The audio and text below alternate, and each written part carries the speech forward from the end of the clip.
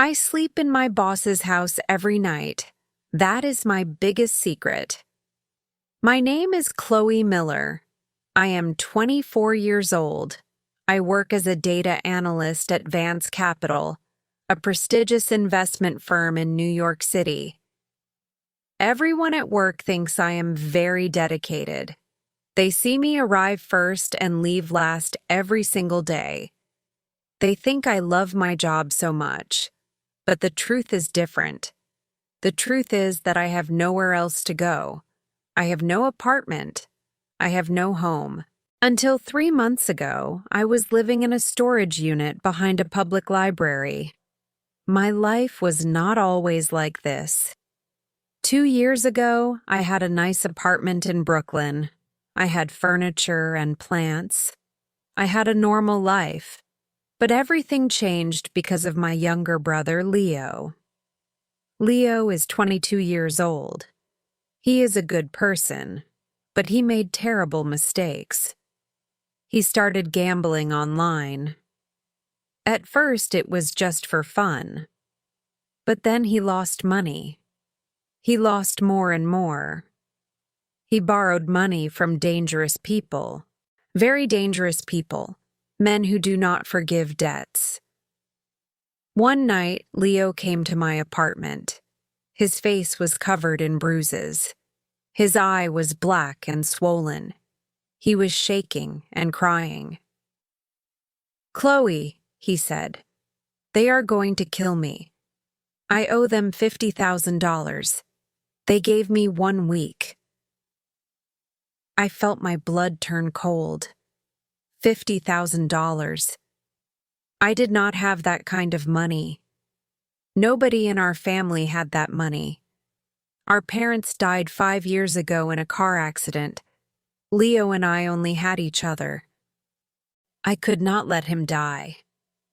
I made a decision that night. I sold everything I owned. I sold my furniture, my computer, my jewelry, even my mother's wedding ring. I broke my apartment lease and lost my security deposit. I emptied my entire savings account. I borrowed money from every credit card I could get. In 1 week, I gathered $50,000. I met the men in a dark parking lot. I gave them the money. They left Leo alone. My brother was safe. But I had nothing left. $0. No apartment, no possessions, just debt. I could not tell anyone at work what happened. I was too ashamed. I was supposed to be smart. I was supposed to be successful. How could I admit that I was homeless? So I made a plan. I found a storage unit behind the central library. It was small and dark. It cost only $30 a month. The manager did not know I was living there. It was illegal, but I had no choice. I moved in with 1 blanket, 1 change of clothes, and my work laptop. Every morning, I woke up at 5 o'clock in that cold storage unit. I packed my things carefully. I walked to the library bathroom and washed my face. I brushed my teeth. I put on my makeup. I styled my hair. I put on my business clothes. I looked in the mirror and told myself, "You can do this, Chloe. Nobody will know." Then I took the subway to work. I arrived at the office at 7 o'clock, always first. I made coffee. I checked emails. I worked hard on my data analysis projects. I smiled at my colleagues and pretended everything was fine. The hardest part was eating.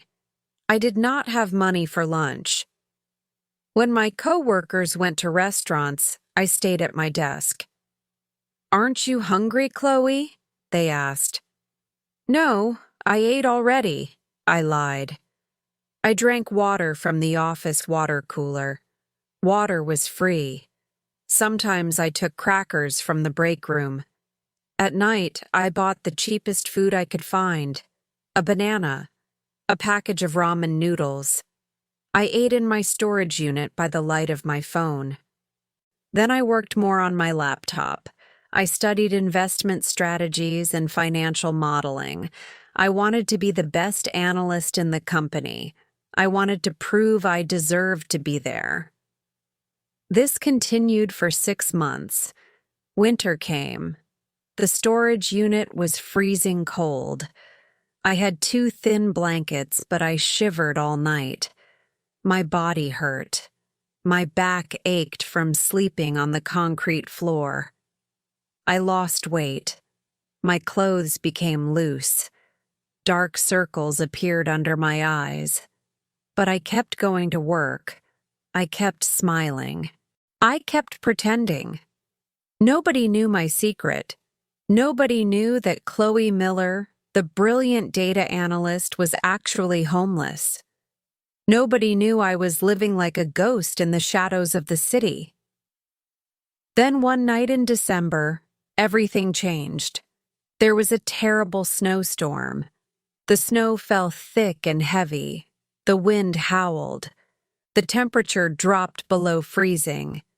I could not go to my storage unit. The library was closed because of the storm. I was trapped at the office. Most people left early, but I stayed. Where could I go? I waited until everyone was gone. The building was empty and quiet. I was so cold and so tired. I remembered that the office had a small gym on the 3rd floor. The gym had showers. I had not had a hot shower in months. I took the elevator to the 3rd floor. I walked quietly through the dark hallway. I reached the gym. I opened the door carefully. The gym was empty. I went to the women's locker room. I turned on the hot water in the shower. The steam filled the room. It felt like heaven. I stood under the hot water for a long time. I washed my hair. I washed away 6 months of dirt and shame. I cried under the water. Nobody could hear me crying. When I finished, I put on my clean work clothes. I felt almost human again. But then I heard a loud sound. Bang! The lights in the building flickered.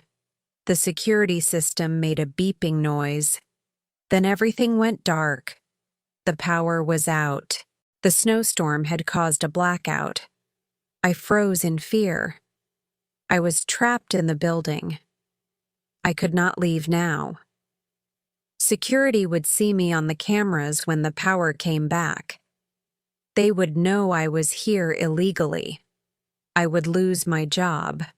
I would lose everything. My heart beat fast. I had to hide. I left the gym and walked through the dark building. I used my phone flashlight to see. I went to the employee break room on the 5th floor. There were comfortable couches there. I could hide and wait for morning. I lay down on a couch and covered myself with my coat. I was exhausted. I closed my eyes. But then I heard footsteps. Heavy footsteps in the hallway. Someone else was in the building. The footsteps came closer. The door opened. A flashlight beam hit my face. I sat up quickly, terrified. "Who are you?" a deep voice said. I recognized that voice. It was Harrison Vance, the CEO, my boss's boss's boss, the owner of the entire company. I could not speak. I was frozen with fear. Mr. Vance stepped closer. He was a tall man, about 60 years old, with gray hair and cold blue eyes. He always wore expensive suits. Everyone in the office was terrified of him.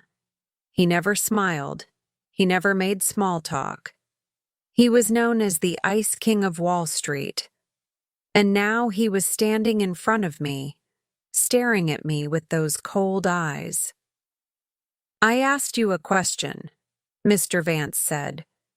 "Who are you, and why are you in my building?" I stood up slowly. My voice shook.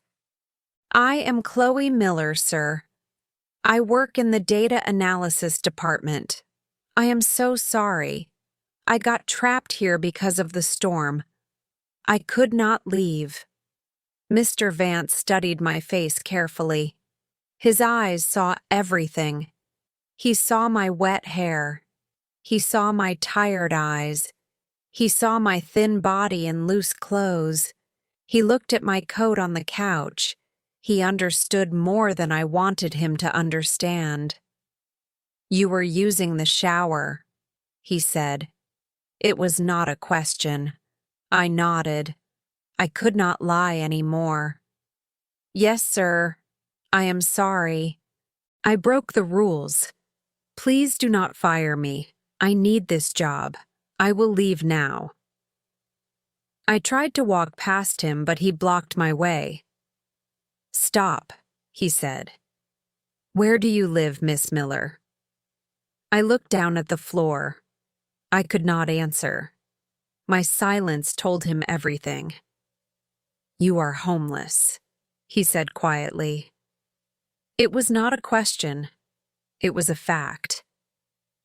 I nodded again. Tears filled my eyes. "I live in a storage unit," I whispered. "I have lived there for 6 months." Mr. Vance was quiet for a long moment. The wind howled outside. The snow hit the windows. Finally, he spoke. "Come with me to my office." I followed him through the dark building. We took the stairs to the top floor. His office was huge. It had floor-to-ceiling windows that looked out over the snowy city. He turned on a battery-powered lantern. He pointed to a leather chair. "Sit," he said. I sat. He sat across from me. "Tell me your story," he said. "Tell me everything." So I told him. I told him about Leo and the gambling debt. I told him about selling everything to save my brother. I told him about the storage unit and the cold nights. I told him about eating crackers for lunch and working until midnight. I told him about hiding my situation from everyone. When I finished talking, I felt empty. I had no more secrets. Mr. Vance sat back in his chair. His cold eyes were different now. They looked almost sad. "Why did you not ask for help?" he asked. "Why did you suffer alone?" "Because I was ashamed," I said. "I am supposed to be smart. I am supposed to be successful. But I failed. I lost everything. I did not want anyone to know." Mr. Vance stood up and walked to the window. He looked out at the storm for a long time. Then he turned to me. "Miss Miller," he said, "I have been watching your work. You are the best analyst in this company. Your reports are brilliant. Your predictions are accurate. You see patterns that others miss. You have extraordinary talent."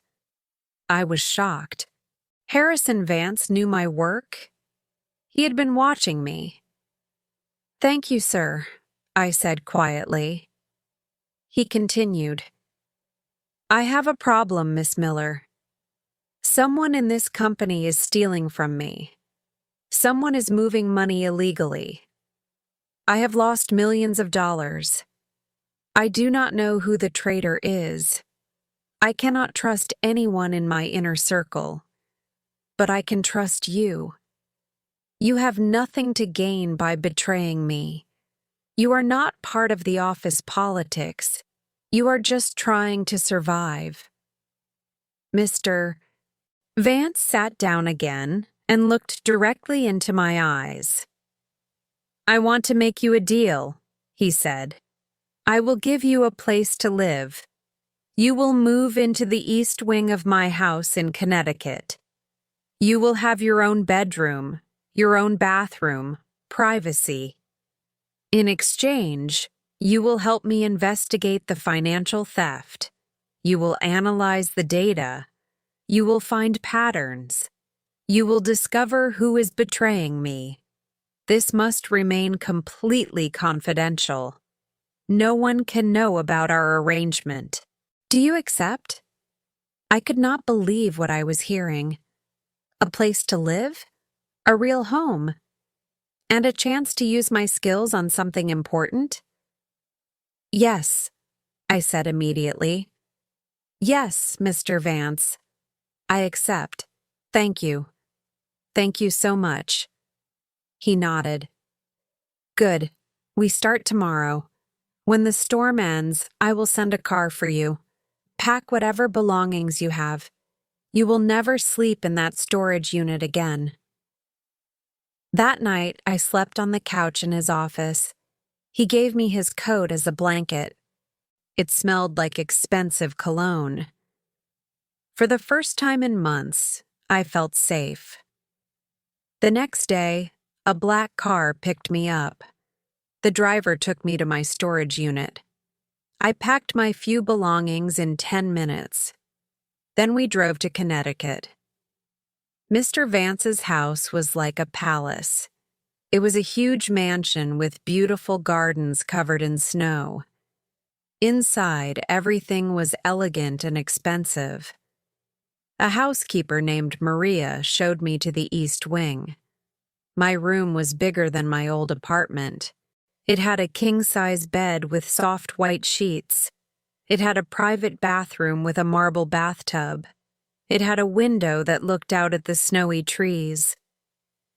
"This is your home now," Maria said kindly. "Mr. Vance said you can use anything you need. There is food in the kitchen.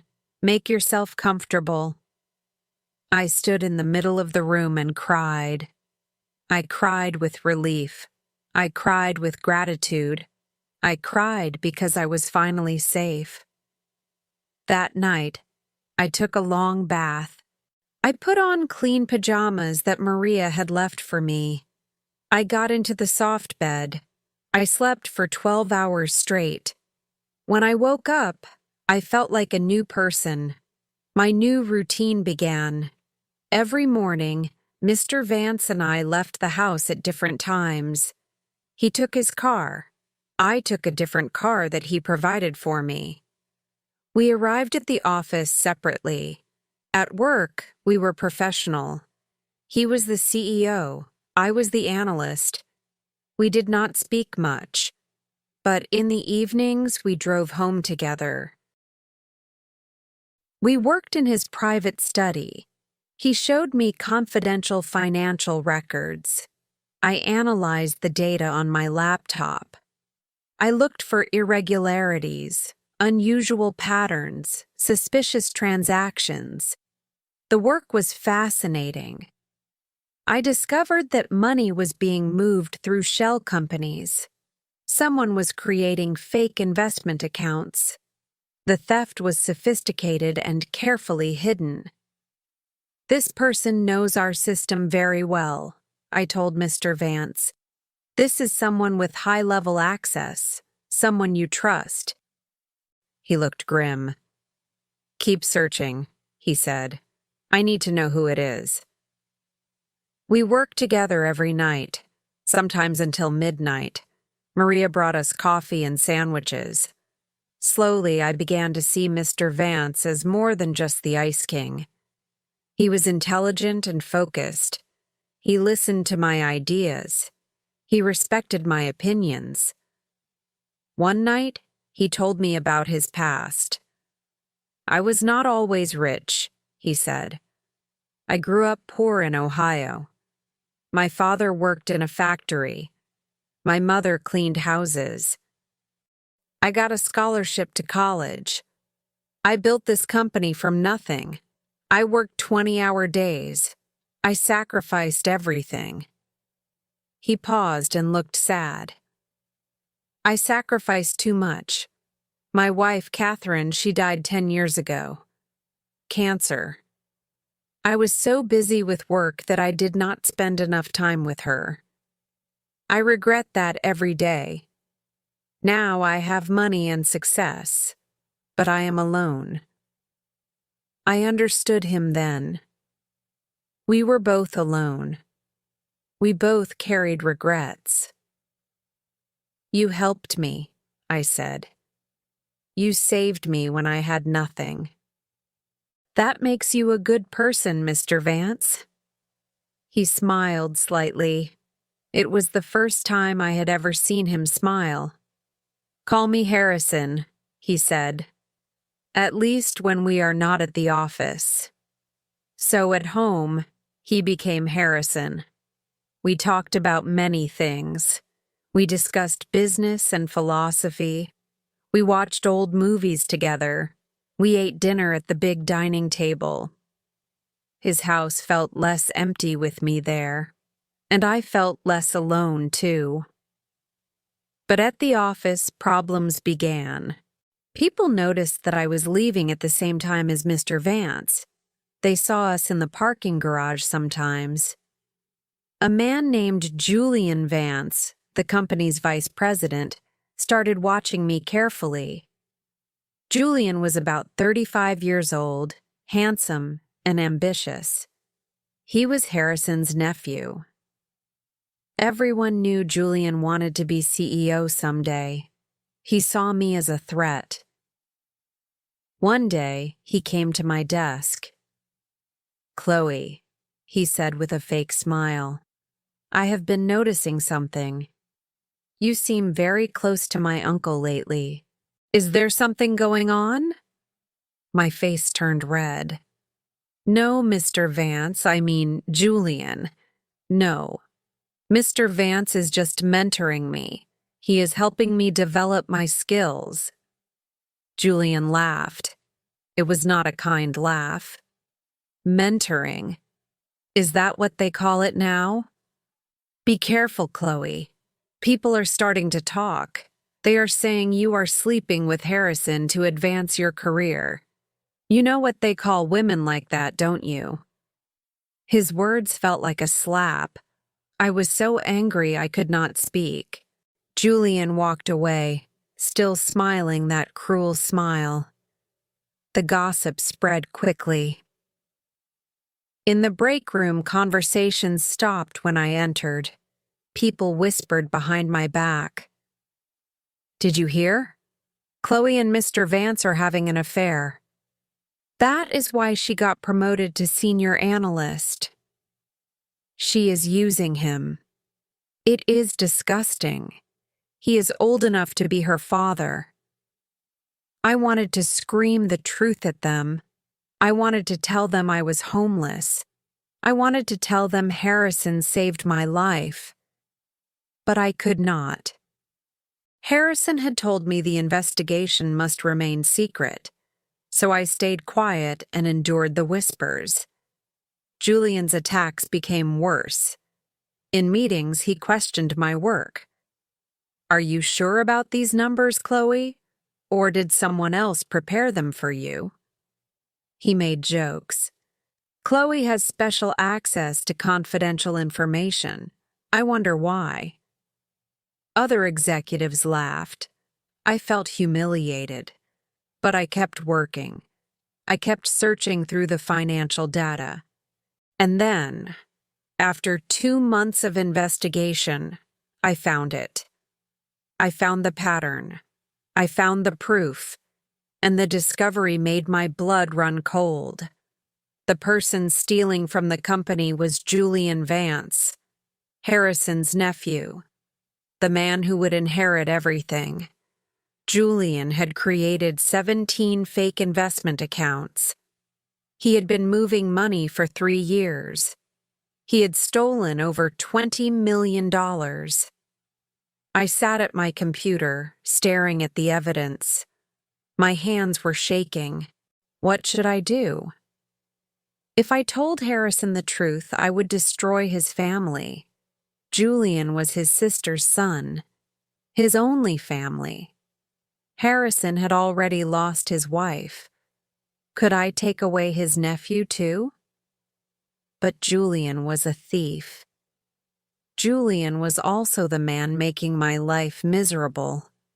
He was spreading lies about me. He was the one who started all the rumors. He was destroying my reputation to protect his secret. I thought about it for days. I could not sleep. I could not eat. Harrison noticed. "Chloe," he said one evening, "you look troubled. Have you found something?" I looked at his kind eyes. This man had saved me. He had given me a home. He trusted me. I could not lie to him. "Yes," I said quietly. "I found the traitor. But Harrison, when I tell you, it will break your heart." He stood up from his desk. His face became serious. "Tell me," he said. "No matter who it is, tell me the truth." So I showed him everything. I showed him the fake accounts. I showed him the money transfers. I showed him Julian's digital signature on all the transactions. I watched Harrison's face as he read the evidence. He became very pale. His hands gripped the desk. He closed his eyes. For a moment, I thought he might cry. "Julian," he whispered, "my sister's boy. I paid for his education. I gave him a job. I trusted him with my company." He looked at me. "Are you absolutely certain?" I nodded. "Yes, the evidence is clear. I checked everything 3 times. It is definitely him." Harrison sat down heavily. He suddenly looked much older than 60 years. He looked tired and sad. We sat in silence for a long time. Finally, he spoke. "Thank you, Chloe. I know this was not easy for you to tell me. You could have hidden it, but you did not. You are honest. That is rare." The next day, Harrison called a meeting with all the executives. Julian arrived looking confident and smiling. He did not know what was coming. Harrison stood at the head of the table. His face was cold and hard again. The Ice King had returned. "I called this meeting to address a serious matter," Harrison said. "For 3 years, someone has been stealing from this company. I hired an investigator to find the thief. Today, I will reveal who it is." Everyone looked around nervously. Julian's smile faded slightly. Harrison pressed a button. A screen showed all the evidence I had found. The fake accounts, the money transfers, Julian's signature. "The thief is Julian Vance," Harrison said. His voice was like ice. "My nephew, a man I trusted completely." The room exploded in shocked whispers. Julian stood up. His face was red. "This is ridiculous," he shouted. "Who did this investigation? I demand to know. This is fake. Someone is framing me." Harrison looked at him coldly. "The evidence is real. Security is outside. You are fired, and I am calling the police."